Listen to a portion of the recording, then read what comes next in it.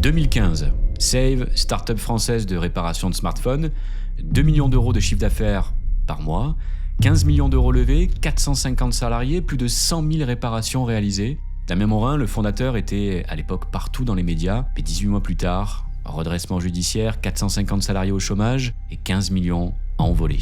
Mais qu'est-ce qui a tué Save? Les concurrents, le marché, la technologie? Et Save n'est pas un cas isolé. Émilie Gobin, fondatrice de l'usine à design, 5,6 millions d'euros levés pour révolutionner la vente de meubles design en ligne, 30 employés, couverture presse nationale, et le résultat, le même, liquidation judiciaire 2 ans plus tard. Et ces exemples ne sont pas isolés. En France, 129 startups ont fait faillite rien qu'entre 2023 et 2024, et selon CB Insights, dans 23% des cas, l'autopsie révèle le même tueur silencieux. Des erreurs de recrutement qui se transforment en hémorragie. Et depuis 10 ans passés à recruter pour des startups influentes, j'ai souvent constaté ces problématiques de l'intérieur. Il y a un non-dit dans le milieu des startups.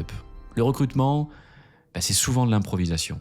Résultat, selon l'INSEE, 65% des entreprises innovantes qui recrutent prévoient des difficultés d'embauche. Par manque de connaissances sur ce sujet, les startups semblent se résigner sur le fait que le recrutement, ça sera une galère. Mais on pense qu'il y a une autre voie. En 8 ans, on a recruté plus de 300 personnes pour une centaine de startups, des sociétés comme Ledger, Payfit, Lydia, SumUp. Et à chaque fois, le même constat. Ces startups excellent dans leurs produits, leur marketing, leur tech, mais pour le recrutement, la méthodologie et la stratégie semblaient moins évidentes et le maître mot était souvent « recrutons, mais recrutons vite ». Aujourd'hui, les solutions de recrutement du marché se concentrent souvent sur une seule et même chose, trouver des profils. Ok, mais prenez l'exemple d'un sélectionneur d'une équipe de foot. C'est pas en alignant simplement les 11 meilleurs joueurs qui va gagner. Il faut une vision d'ensemble, des profils complémentaires et une tactique collective qui va faire ressortir le meilleur de chacun. Dans le recrutement, on pense que c'est pareil.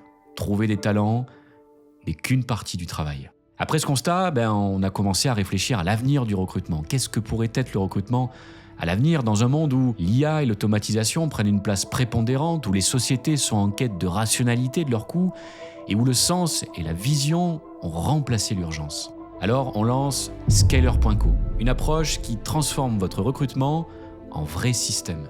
Roadmap de talent, savoir exactement qui recruter et quand. Stratégie d'attraction, attirer les profils que vos concurrents n'arrivent pas à trouver. Et enfin, process scalable, des méthodes qui marchent, que vous recrutiez 5 ou 50 personnes. Avec cette méthode, réduisez le temps de recrutement de 30%, multipliez par 2 vos candidatures qualifiées, augmentez le taux de réussite de vos périodes d'essai de 70%, qui est la moyenne du marché, à 85%. En soi, faites passer le recrutement de faiblesse à avantage concurrentiel. Save et l'usine à design avaient tout. Les fonds, la vision, le marché, ils ont, je pense, juste manqué d'une méthode de recrutement structuré. Une start-up sur 4 échoue à cause de mauvais recrutement. Alors ne faites pas partie de cette statistique.